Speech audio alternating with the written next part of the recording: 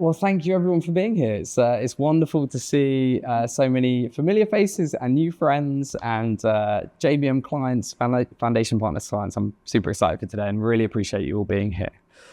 Shimona, thank you for being with us today Thanks for having me. First live 40-minute mentor recording in a very long time. And I am super excited that you are our guest. We were connected by, for anyone that doesn't know, we were connected by a mutual friend of ours, Sandra Schwartzer, who Amazing. is a legend. She heads up talent at Index Ventures in Europe. And she says Shimona is incredible, a legend, the perfect guest for the podcast. So we met for a coffee, could have talked for hours. It was just like, I have got to make this happen. And I'm so pleased that we're here today. So thank you for joining us. Thank you. Like attracts like, Sandra, you. Indeed. And we're going to have a really good conversation. We're going to talk about a few different things. Yes. So how you scaled Shopify in Europe, an incredible journey to over $1 billion revenue. We're going to talk about your transition into a CEO role, which is a relatively new thing. And I know there's been lots of learnings. And we're also going to talk about things that I am particularly passionate about, selfishly, which is hiring, culture, and leadership as well. Yeah. But before we get on to some of the gnarlier topics, should we warm you up with Let's do it. A kind of easy one? Awesome. Can you please tell our audience who you are, a quick introduction, and maybe a little whistle-stop tour of your CV? Sure, happy to. It's so great to be with all of you today. I'm Shimona Mehta. I'm born and raised in Canada. I'm Toronto born and bred, even though my home here is now in London, and I'm so excited about it. And I always tell people when I'm coaching young people particularly, I find my career has been this progressive journey in self-awareness. I wasn't that kid who grew up knowing exactly what I wanted to do and having this crystal clear dream of where my career was going to end up. For me, every step of my journey has been a learning point in either what I love to do or what I'm good at. And I actually started very early in my first several years were in CPG and marketing, a very traditional career path. Which was great from a learning perspective, but I also learned really quickly that I was quite bored with the stability and the security of it all, which is when I was lucky enough to pivot over into tech and absolutely fell in love with the chaos of scaling, not knowing what to do, being able to wear many hats, try all the things. And so I learned how much I love to build, how much I love problem solving, how much I love speed. And then eventually how much I really love leadership and building teams and what it takes to be a great leader in order to scale something well and fast and for the long term. And after a stop with Market Logic, which was based out of Berlin, I ended up at Shopify, which I know we're going to spend a little bit of time talking about, getting to scale both Shopify Plus and the EMEA region. And then decided to take a nice long break, have a reset, kind of reclaim my perspective and really figure out what was next. I spent a couple of years back in Toronto and decided I'm just passionate about building and scaling, and I knew the kind of people I wanted to work with and the kind of problems I wanted to solve, and have landed myself back in London again, scaling another European company. So we'll talk a little bit about that as well, Factor 11. Wonderful. And we're very happy you decided to come back to London. Me too.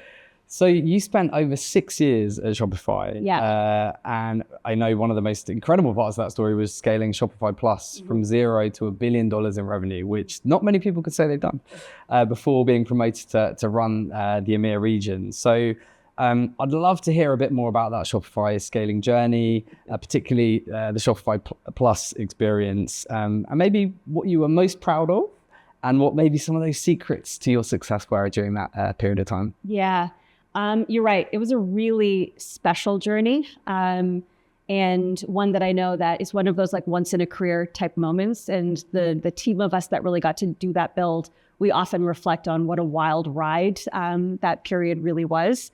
Because you're right, very few people get to do that, right? And in order to have success, many things have to conspire to come together, right? You've got to have the right people. You've got to have the right focus. You have to have the right set of egos or lack of ego in the room, the right ambition, but you've also got to have some tailwinds, right? There's got to be some luck on your side too. So let's acknowledge it's never just because a whole lot of people are very, very brilliant. You've also got to have the right, economic and like trends that are happening for you to be able to succeed. Honestly, I think the key to success in our journey was a couple of things. We were an incredibly smart group of people who were absolutely ruthless in ensuring that we had the right people on the team at all times. We were really ruthless about ensuring that folks that came into our door were hired for slope and not intercept. Okay. Meaning not for any one given point in time, that they were people who were on an upward trajectory in their careers. They were high growth mindset. They were great team learners. They were competitive, because we needed people. If we were going to grow fast, we needed people who could personally scale along with that journey too. And we're going to talk about my journey along that as well. We were incredibly clear on our mission and our values. And this was the first company where I actually felt like the values weren't just pictures on a wall. But when push came to shove, they weren't necessarily how a decision got made. We truly would go back to our values and our priorities in every big and hard decision we made. We were there to build the best product, to deliver the best possible merchant experience, and build the best humans in their careers. From that, the quality, predictable revenue will follow, and that we'll never put that ahead of everything else. We knew and we believed that if we did these things well, the revenue would follow. And I think there's a lot of companies where short-term revenue ends up getting prioritized. And we were a group of people that were really rallied around an overall mission, which means we were willing to put our egos to the side in order for the thing that we were trying to build. We were so focused on building something special together that our own personal agendas maybe got pushed to the side, which was really great. You have described that so beautifully and eloquently that I made it sound so simple, but doing all of those things together at hyperscale is incredibly difficult.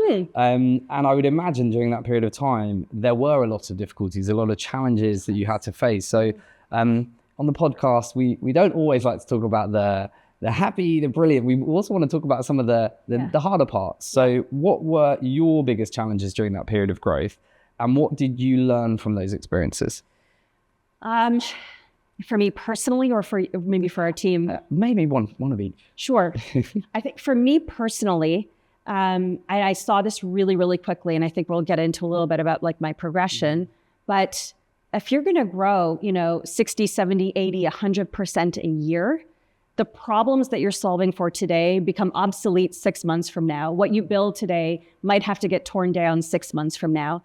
Who you are and how you operate has to change drastically 6 months from now. And so I think the greatest challenge was really quickly trying to see 12 months into the future. And for myself, it was, what are the problems my bosses are going to need to solve in 12 months? And how do I make sure I'm ready to be the one to solve them? Otherwise, they're going to have to go ask someone else, or they're going to have to go hire someone else. So how do I keep preparing myself for the next phase while building the current phase, right? And so, because if you're going to be really ambitious, who we are today, what we know today doesn't necessarily apply 12 months from now. So that was probably the early great challenge. And we made mistakes along the way. We would pick roles and areas that we were solving for that didn't apply, and we'd have to retract. I think from an organizational perspective, one of the greatest challenges was, you can do anything, you can't do everything. And I think the greatest challenge was often you can get caught up in, building great product and selling great product. And what often gets left behind, I don't know if anyone else feels this, is sometimes the operational backbone stuff can get left behind, like enabling well, and the systems and data and all of those things can sometimes get left behind. And we were really struggling at times to make sure the operational backbone of the organization kept up with how fast we were building and selling. Yeah, I mean, it's a perfect segue to my next question, actually, about how to achieve that sort of high growth. I'd imagine there are going to be loads of founders listening to this that have aspirations to create the next $1 billion company. But as you've quite rightly said, you have to get a lot of things in order to make that happen. So what's your advice for anyone listening to this that to do so maybe some of the basics, the key things that will enable that rapid growth? There's a bunch. But I think there's a few that are really important. The first is you really need to know who you're building for, because it can't be everybody, right? So when we were first building Shopify Plus, as an example, we were started by Toby as he started to figure out what was Shopify going to be in the future. Who are they going to be when they grew up? The mission at Shopify was make commerce better for everyone. And so the question mark became, who is everyone? Is it all regions? Is it all segments? Is it all verticals? Like, who is everyone? Shopify Plus was born of how far up market should we actually go? Shopify, to that point, really served the smallest of merchants, solopreneurs, new entrepreneurs. And as they scaled, we're potentially moving off to enterprise platforms. And our goal was, can we be the place that merchants grow up and stay forever? Now, when you think of a solo entrepreneur versus moving up market, that up market can be everyone. Is it merchants who are 5 million? Is it 10? Is it 50? Is it billions? Right? Who are we building for? Right? And that because our opportunity or that green space was everybody, it was the world. And we had to really quickly make decisions on, okay, who is it for now? Can we test and build well for them? And then can we march up market? Can we further march up market? So number one is you got to get really clear on who you're building for, because you cannot build for everyone. Otherwise, you'll do a half-assed job for everybody versus a great job for who you're really actually building for. So refining our ICP was a constant struggle for us. The other was you can't define everything before you act. And so I think a great mental model for us was, if you have 70% of the information, go. Because the other 30% is what you will learn as you're doing and as you're testing, right? You can't know 100% and be absolutely sure of every path you're going to take. When you're trying to move fast, when you're building as an entrepreneur, so much of it comes through discovery. So do the work, do the research, make sure you've thought it through. But when you have 70%, act, and then gather the other 30. And then you have to pause to check in to make sure you're on the right track. You can't just run and keep running. Don't let yourself get pulled back by some cost fallacy. At what point will you be willing to revert out if something is the wrong decision? I think way too many organizations, the biggest challenge that they end up going through is they take a path that's not going to work out, but they refuse to revert out of it.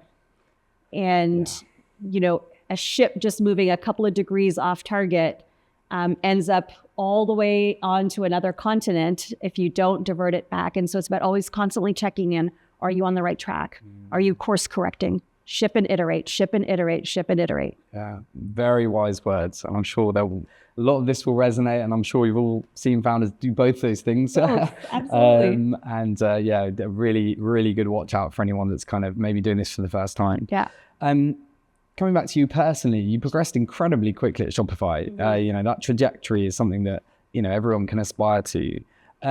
What helped you personally in your progression? And what advice do you have for anyone else that is, maybe at the earlier parts of their career, maybe in a kind of Shopify-esque company now, looking to how do I get to the top? What would you say to them? Yeah, when I chose to join Shopify, I chose the people I wanted to work with.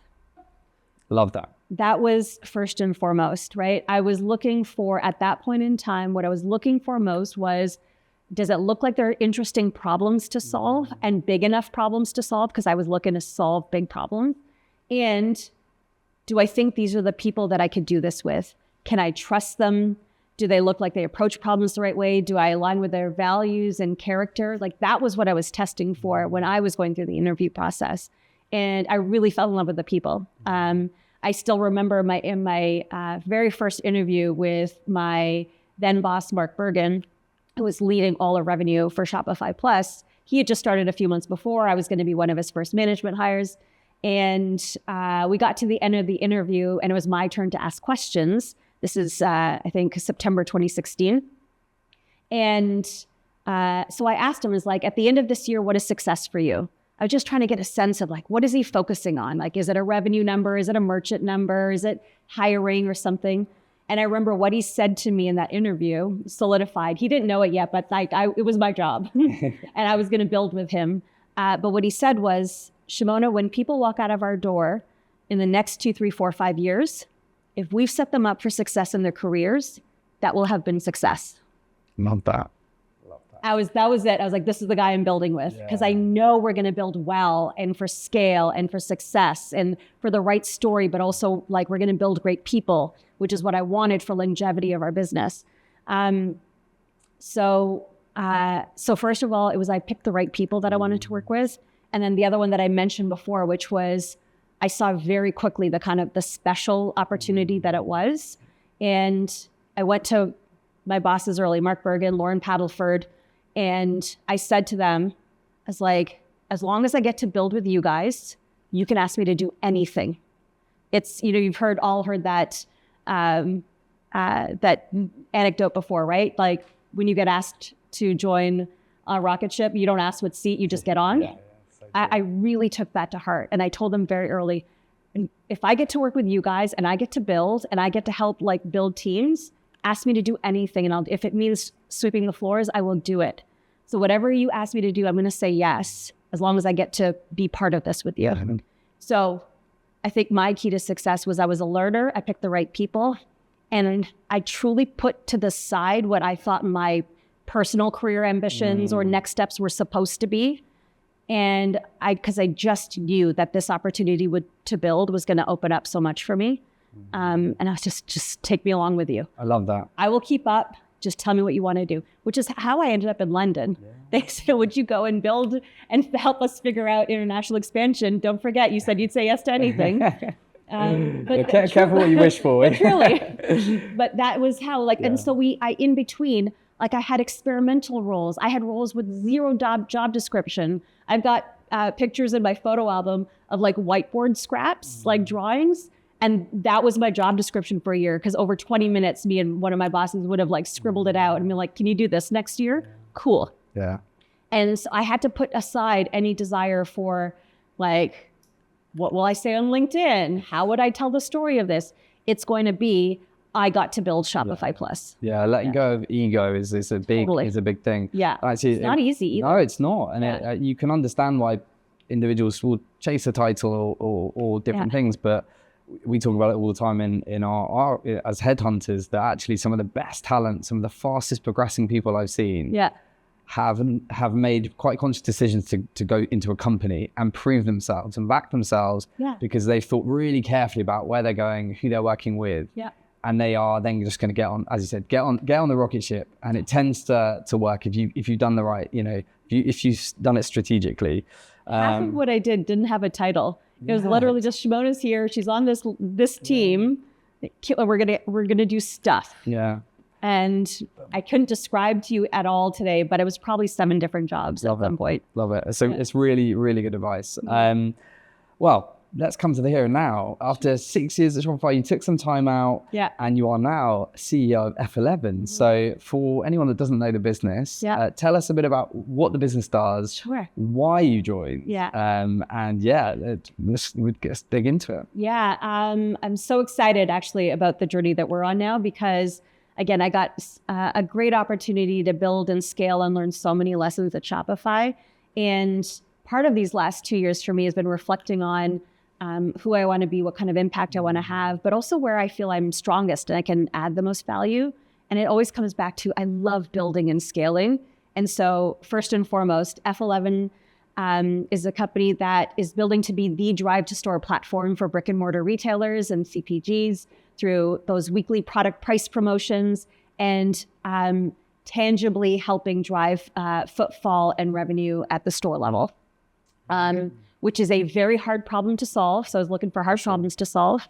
I was looking for a company that, I always say this to the team today, has had enough success to make a mess, if that makes sense. Because I feel like I'm really good at walking in and helping make sense of the mess and then figure out how we take the next steps together. How do we think about making this repeatable and scalable? How do we tell our story well? How do we think about expansion? How do we build the right teams and leadership for the things that we want to do? And F11 was really right at that point of having made just enough of a mess to be like, here, how do we do the next part? This is where I can help. And just like before, because I realized it was the true secret sauce. I needed to know that I was working with people who were smart, kind, and humble. And I always said humility is the most important to me. Are we all in service of something greater together? And if we are, no one's playing empire building. No one's super attached to every particular thing that they're doing. Like, they really want to operate as a team. No one's precious about the things that were built in the past. They're really about what we're building towards in the future. Then we're on board. And that was what I found when I started chatting with them last year. Super exciting. Well, we all know that transitioning into any role is a big thing. Yeah. But a CEO role is that's a whole challenge into itself, both for a founder that's transitioning out of a founder CEO role, but also for the incoming CEO. And I'm sure everyone listening to this, everyone in the room will have heard of examples where things have gone horribly wrong. I can imagine. But also where companies have got it right. So I'd love to hear, because I know we've talked about how thoughtfully you and the founder of F11 have been approaching this. And I think there are some incredible lessons to learn. Yeah. So do you mind talking through about the sort of process and how it's all going? Yeah, so the founder of F11 is Alex Anhuth. And truly the reason that I decided to join F11, even though I knew he'd be transitioning out, I could see from his character and his ambition and his drive and his values that he would have built something that I would love wrapping my arms around, right? He built it with like a real quality and ambition in mind. And he's such a good person. And I just fell in love with him last year when I met him. So I knew that this could, if any kind of transition was going to go well, it was going to be with him. And so first and foremost, like Alex and I really connected. We spent our whole first conversation actually talking about our life journeys and our families and our character and the things we believed in. We didn't get into value proposition and, rule of 40 and all of these things that first call. We actually just took the time to get to know each other. Do we want to do this together? Could we believe in each other? Which I think was our first good step. You connected. Yeah, we really connected. Because if you're going to do hard things together, you better know you've got someone that you can really trust and be in the trenches with. Agreed. Because this transition journey is absolutely not an easy one. This is probably one of the hardest things that he and I can both choose to do. And I know you and I have talked about this, but I think very often what happens in a transition like this, you've either got a board pushing a CEO out and they're the ones hiring the new CEO. So you've got like a hard transition, or you've got a CEO that's really ready to step out and hand over a couple of months. But what Alex and I have chosen to do actually is we're overlapping by about 1.5 years together. Wow. And I don't think it's done often because it's hard. But my motto is always, if it's the hard thing to do, it's probably the right thing to do. And there's probably a reason. Just because it's hard is not a reason to shy away. Yeah. And so we decided to do a long transition for a couple of reasons. It allows some great learning time for me. I really believe, right, when leaders come into a new business, you've got to take the time to learn the context and history of an organization, to understand how they got to this point before you just start changing things, right? I'm not a playbook leader, right? I'm not going to come in and apply a playbook. I have to learn and understand the context of the current state of the business and really be clear on where we're headed so that we can make the right decisions for us, right? Not what I did at Shopify. All Shopify shows is I know how to build great teams and I can make great decisions. But what I did there doesn't necessarily apply here, right? And I think that's the true mark of a good leader is you're not trying to repeat everything just because it works somewhere else does not mean it works here, right? And for Alex, it was great continuity for our business because he could ensure that the day-to-day kept running while I spent a lot of time learning, right? I didn't have to get thrown right into execution. But also, it provides, I feel, so much continuity and I think a sense of calm for our organization because they don't see a founder being thrown out and a new leader coming in, which I think provides a lot of anxiety. They've got this founder and this leader that they've known and trusted for years, and they can see that he and I are coming together, that we're acting as a team to start with. That's provided, I think, an incredible sense of calm for our organization. In order to do that, though, that you've got two strong leaders that are coming together who, for a little while, could feel like a two-headed monster. So he and I had to really commit. We had to look each other in the eye, and we really had to commit to building trust, to communicating really well. We have not just the barriers of context, right? And experience. We've even got a bit of a language barrier. Alex is German and is German first. I'm North American and English first. So we have to get across those barriers. We have different personality types and ways of working. So we've sat down, we've talked about our love languages. What do we need most from each other? Wow. Alex is about words of affirmation. For me, it's quality time and acts of service. And so we are learning how to communicate with each other and show each other appreciation, how to communicate well, how to talk about what's most important to us. And we've had to really work on creating clarity in our roles.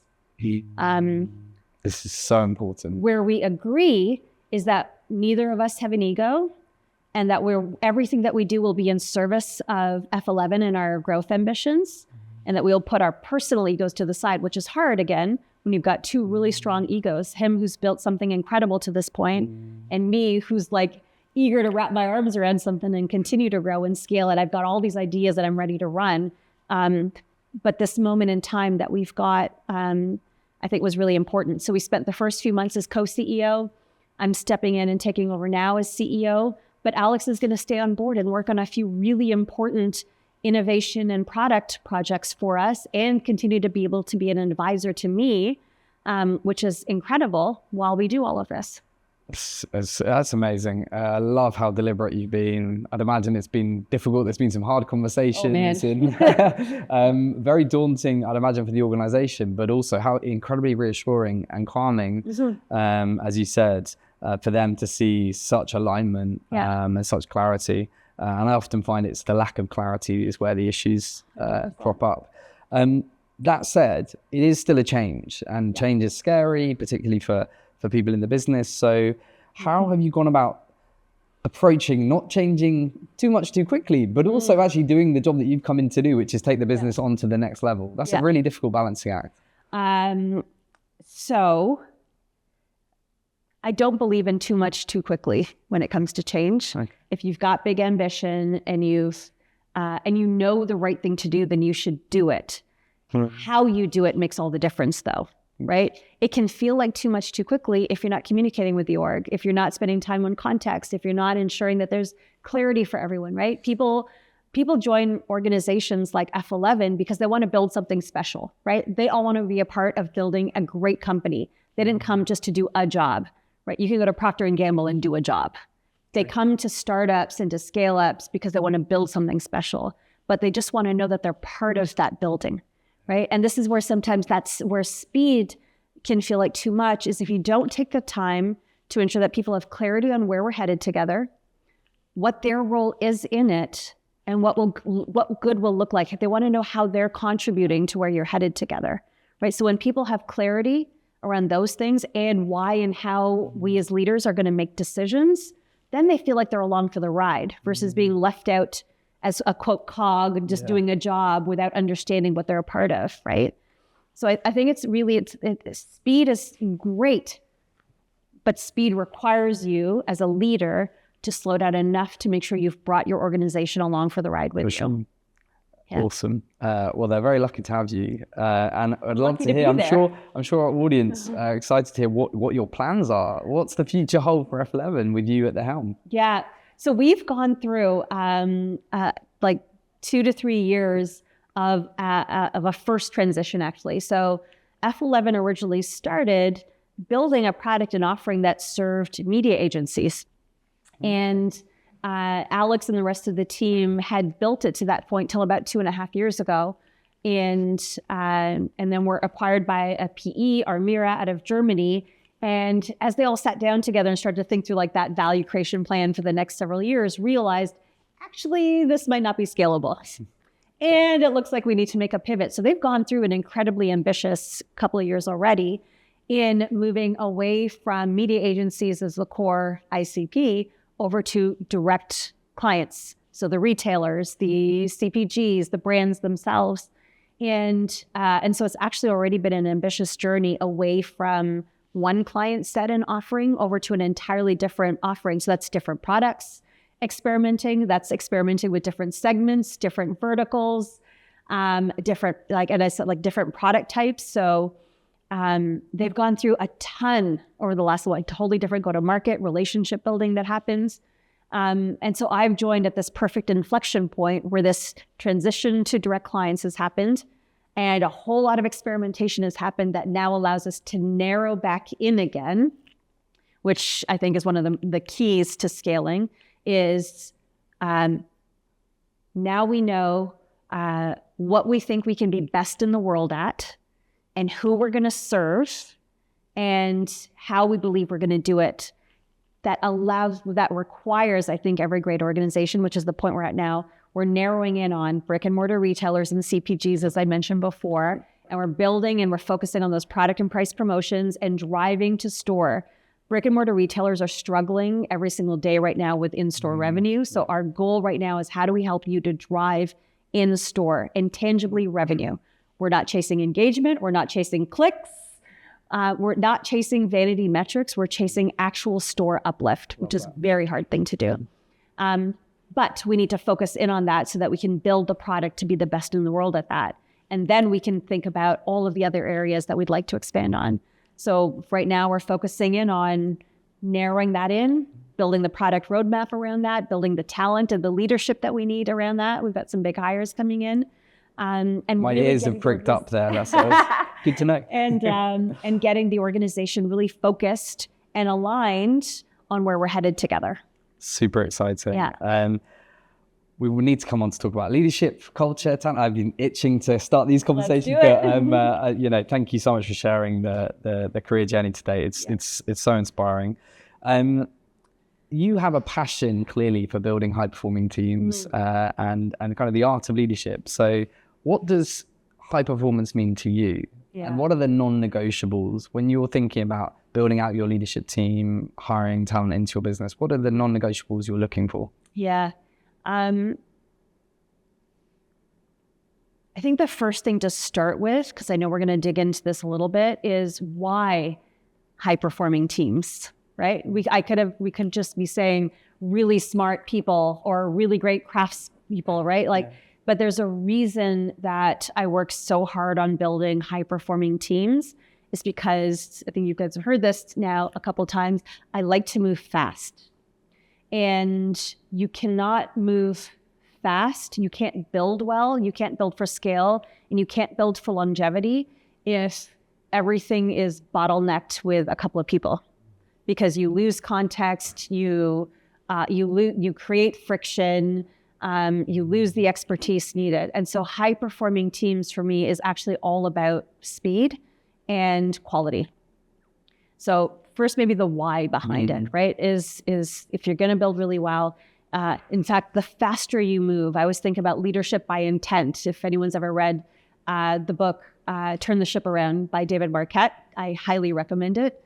But the general thought, right, is leadership by intent requires you to continually push as much of the decision-making as possible to where the context lies, meaning frontline, who's customer facing, where is the decision actually happening versus trying to bubble it all up. But in order to do that, you have to have created clarity to your organization as to where you're headed. You needed to have built or hired the competence to make those decisions where they're at. And I also say that you have to have also instilled in an organization the confidence to make the decisions and take ownership, to fail in some cases. So those 3 C's that I talk about. And in order to do that, you have to have high-performing teams. And so I always use the model. Every organization I go to, the model I'll start with is the 5 assumptions of a team, Patrick Lencioni. So for me, the basis of that, if anyone's read it, the base of it is you need to have high trust, and you need to build and develop what's called vulnerability-based trust. So it's not just trust in someone else's competence, but it's the trust in the ability to be able to show up as your authentic self, to be able to fail, to take risks in front of your team. So you need to have that trust, which then leads to really healthy conflict, which means everyone feels free to disagree at the table, which will lead to better decision-making, right? You can't have singular people making decisions when you're trying to go fast, which leads to better commitment to the path forward. You need everyone committed to the path you're going towards, which leads to better accountability, which leads to better results. Right? So high-performing teams, to me, start with this foundation of trust, which leads to better attention to results. Yeah, absolutely love that. That's great advice for anyone that's looking to build these sort of high-performing teams. And we know that if you do that, part of that is also getting the right people in the door, and talent is obviously something that we are very passionate about. But it takes a lot to attract and retain the top 1%, the top talent in the market. So what, from your experience, have been the most important factors when it comes to attraction and retention of brilliant people? I think we've probably all heard the adage, right? When people leave an organization, 80% of the time, they say it's because of their manager. So I'll start with, when you're scaling an organization, one of the things I focus on first is, and we're going to be doing this at F11 over the course of the next year, is the craft of leadership, right? And that's not because we want like layers of managers who slow things down. I know we're in a world right now where we're talking so much about flattening organizations and reducing that speed to context, that distance to context for speed. But great leadership for me comes back to a few things, which is you hire the best people, you hold really high standards, you develop psychological safety in your teams, that vulnerability-based trust. You create clarity for organizations on what good looks like and where we're headed together. You're great storytellers, and you are great relationship builders. And so the first thing for me is, do we have great leaders that are leveraging and empowering their teams to run, right? So because what we want are happy, healthy organizations that feel like they are supported, that they have a leader that trusts them and that they can trust, that have their best interest at heart, that is clearly communicating to them where they're headed, that they can build their careers there, that they can develop themselves there, that they can learn. And they want to attach themselves to an organization where they feel like everyone is at their level. High performers want to be around high performers. Yeah, so true. Right? So for me, the first and foremost is, do we have high talent density, and do we have great leadership? Because that leads to people feeling engaged, empowered, like they're building, like they're attached to an organization that's moving together. Yeah, and talking of great leadership, I know you have always built very diverse leadership teams. Which is something that at JDM we advocate for, since day one. So do you mind sharing a bit about your approach to that? And how do you overcome the challenges that sometimes come from different cultural divides, different language divides? You obviously have this experience at the moment. What's the kind of key to getting this right? Yeah. I think there's two reasons to it, right? Like, and I know we're going through all of this world right now where people are questioning the importance of DEI and building diverse teams and all of that. But at the end of the day, it comes back to, what are your goals? If you are only ever going to exist to serve one specific market with one specific product and never move beyond that, fine.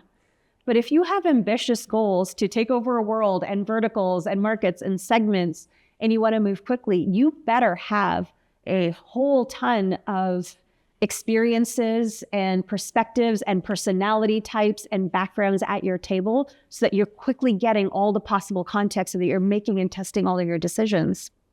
And if you're going to go global, if anyone's ever read Culture Map by Erin Meyer, we know you can never copy and paste the thing that you've built in one market and just expect it'll work somewhere else. What we built at Shopify in North America, we really had to zero base and really rethink what is going to work in these other markets. A lot of it will repeat, but some of it won't. What we're building in Germany and the DACH region with F11 will have to get reassessed for how we approach other markets, because you have different socioeconomic conditions, you have different economic conditions, you have different language and cultural barriers in how you approach and even build relationships and go to market. You have different product needs. And so building a diverse team, to me, is making sure you are stress testing every decision you make at the table. Otherwise, you could get really maniacal from your own perspective and how you build. I would have made every decision in EMEA for Shopify based on a North American mindset. I needed all those diverse experiences at the table. But the other is you need a team that reflects the market that you're trying to serve. Right? So like I said, if you're only ever going to serve one particular market, fine. But I knew we needed to, at Shopify and even at F11, we need to expand across Europe. That means we're going to have to figure out how to even just do go-to-market in different languages and with different cultural norms.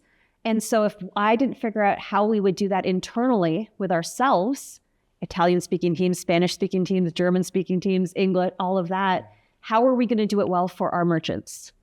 Yeah. Right. And so some of it is decision-making and some of it is you need to reflect the market that you're going to serve. Right.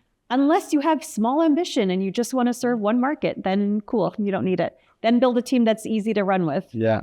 Thank you so much for sharing. And we're very nearly at an end, but I really wanted to ask you before our wrap-up questions, because I know you're very passionate about disrupting the image of toxic leadership, something that we spoke about at length, and you have really, I think very important opinions on this. So do you mind sharing a bit about that and what some of your frustrations have been when it comes to maybe some more common traits in leadership in recent times? Yeah. I feel like there's this phrase that seems to be happening a lot right now around quote, founders mode, which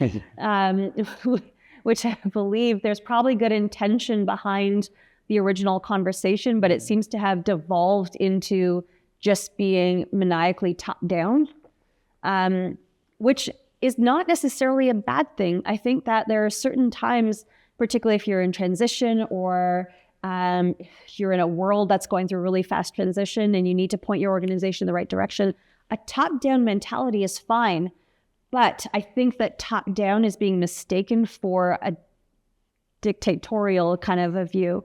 You can't be effectively top-down if you don't have really great bottom-up context.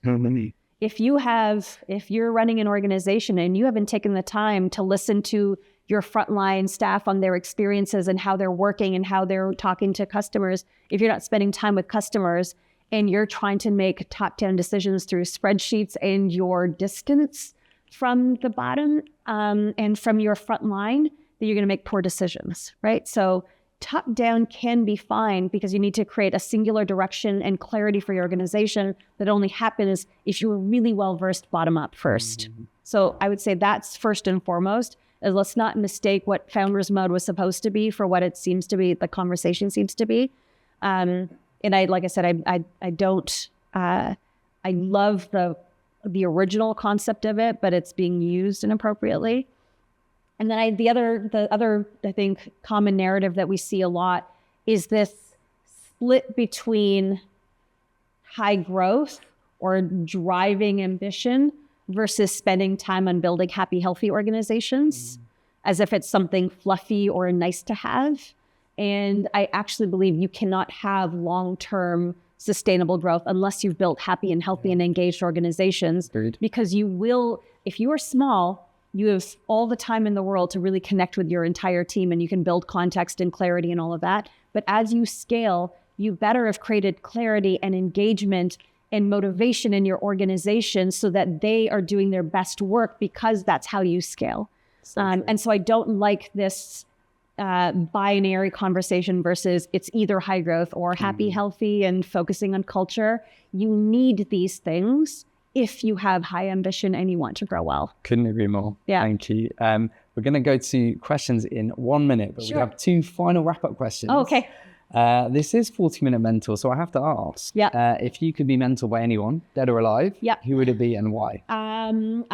It's a dual answer, but it's the same. It's both of my grandfathers. Oh, They were both incredible men. My grandfather on my dad's side went through an incredible life. He actually was born and raised in the part of India that is actually now Pakistan, and had to go through escaping during partition in 1947 and built this incredible life. He was actually a diplomat for the Indian government. My dad originally lived in London when he was a child at India House. wow. They lived around the world. They've had to go through escaping many countries during difficult times. My grandfather was serving in China at one point. They had to escape over 3 weeks through the Himalayas to get back to India. He had such a fascinating and incredible life.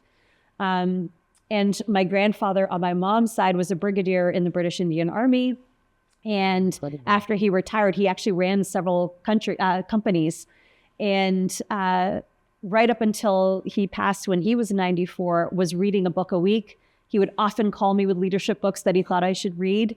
Adored all of his granddaughters and really like wanted to see them shine. And the two of them, like their just rich experience, their wisdom, like the things they went through. If I could have them as my mentors, that would be my ideal. That's a wonderful answer. Thank you. And finally, what last piece of career or life advice do you want to leave our audience with? Yeah, I think the best advice I feel like I can give is say yes and figure it out later, which I think we've heard. But that's really, truly been I think the key to a lot of my personal success was every time I've overanalyzed, it's held me back. When I've said yes and moved forward, my dad once said to me when I was in the middle of a tough decision several years ago, he's like, Shimona, nothing in life is irreversible except having a baby. So you might as well do it, because if it doesn't work, you can reverse out, right? Or does Jeff Bezos talks about, right? Those one-way and two-way doors. Yeah. Almost everything in life is a two-way door. And so we spend too long trying to pick the perfect path. Agreed. Know what's most important to you right now. Like for me, again, it's character values. It's who I'm working with. It's a problem to solve. Say yes. If it doesn't work out, you'll pivot. Our life is full of pivots. So say yes and then go. It's a wonderful place to end a wonderful conversation. Thank you so much. Thank you. It's been absolutely incredible. And we're going to open this up now to our audience to ask a few questions. So excited. Would anyone like to go first? Thank you so much. It was really inspiring, really useful. So it's quite clear that to be a great leader, you need to be both top-down, bottom-up, like fly high, also go low sometimes. How do you manage to be intentional with your time and decide what you focus on, and whether it's flying high because you need to find a new direction, or if it's go low, which areas of the business? You know what, that's something that I've had to spend a lot of time learning over the last several years. Partly with my personality type. I'm the kind of person who wants to say yes to everything. No is always was a muscle I had to learn to develop.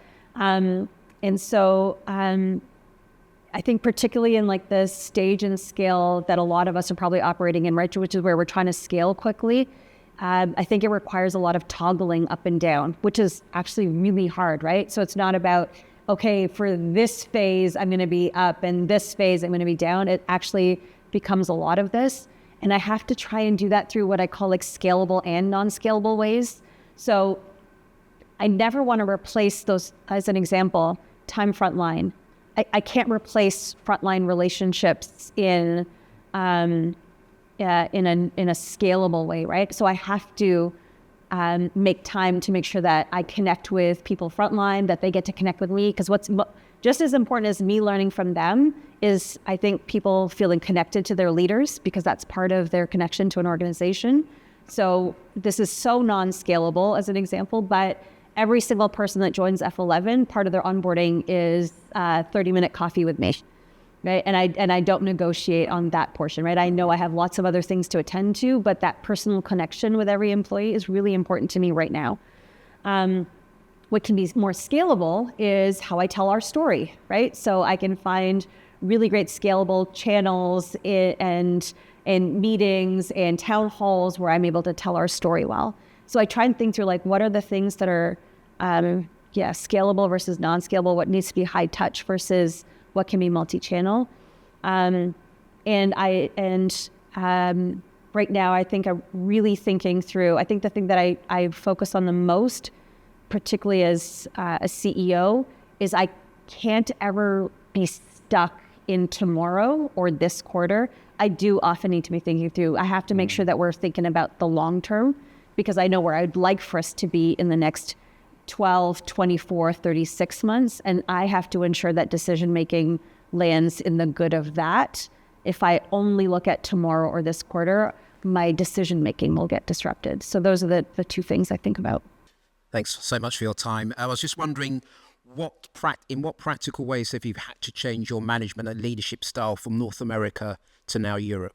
Trust is built really differently, I think, between North America and even the UK. So when I first moved over, I was really building kind of a UKI business, forget about the rest of Europe to start with. And I think the common mistake that every company and any leader could make is like, oh, it's English and English. It's going to be the same. No. And the most distinct example I can give is I remember, like, when we were building Shopify North America, I'd be sitting in our office in Waterloo.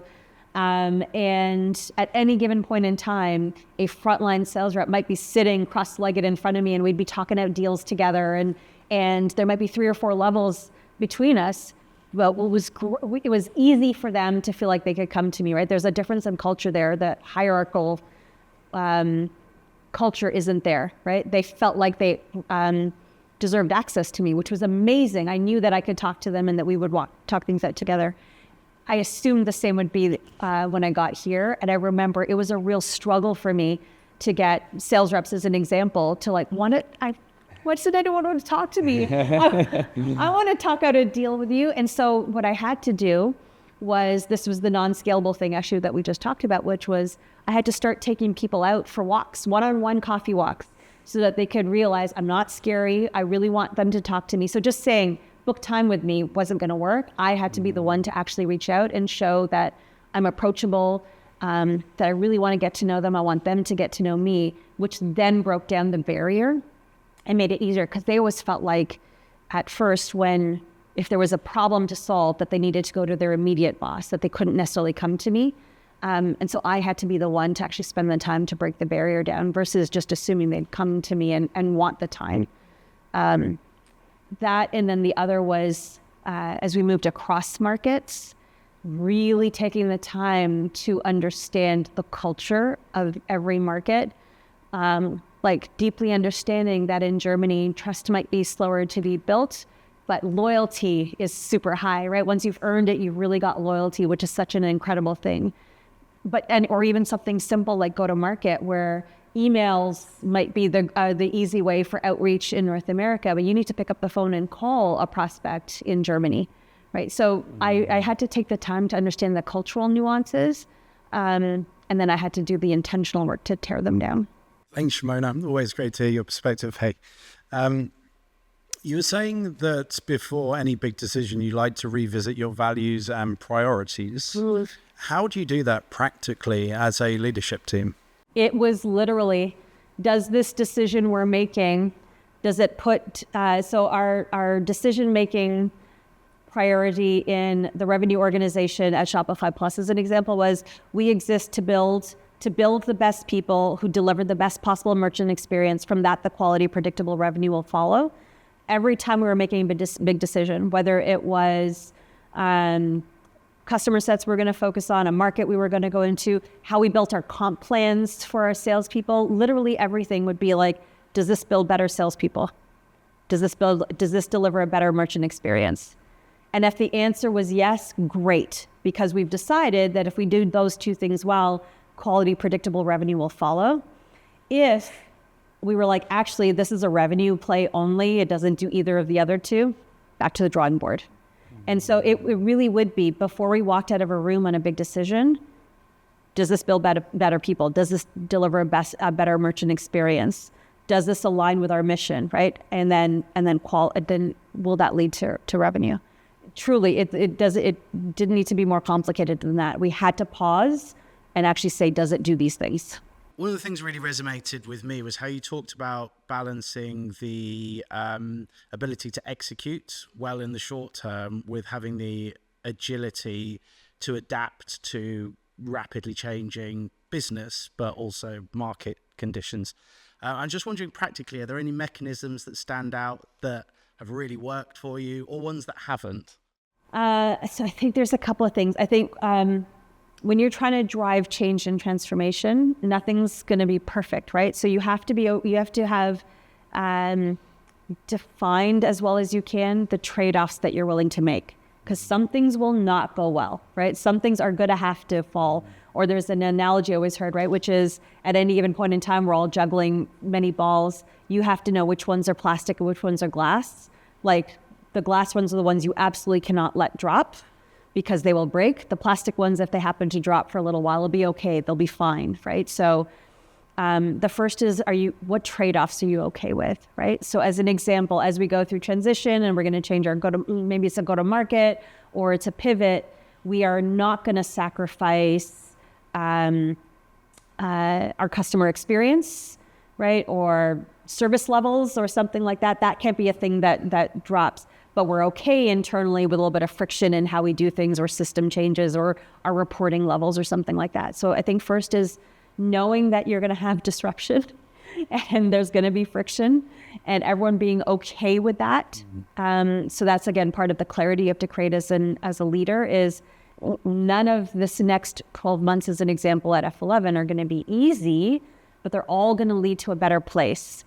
Some things are going to drop, but we have a few non-negotiables. We're going to go through some system changes at F11. My non-negotiable, of course, is our people have to get paid. There can't be a system glitch where somehow salary doesn't get run through, right?